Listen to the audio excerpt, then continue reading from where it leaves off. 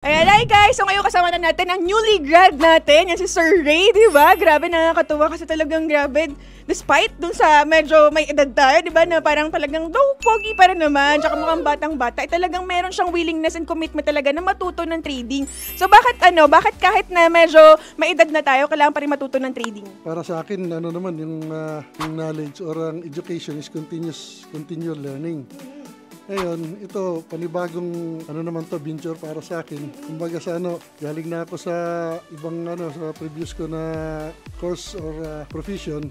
Panibago naman to. Ano ba profession niyo, sir? Seaman. Seaman, oo nga, seaman. Tapos ngayon, anong mga favorite mo natutunan nung nag-aaral ka pa sa LTA? Marami.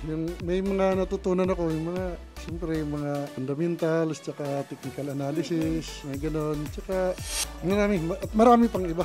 So ngayon, mahaba pang journey. Oh. Pero marirekomenda niyo po ba si LTA sa mga followers natin, sa mga kakilala niyo po?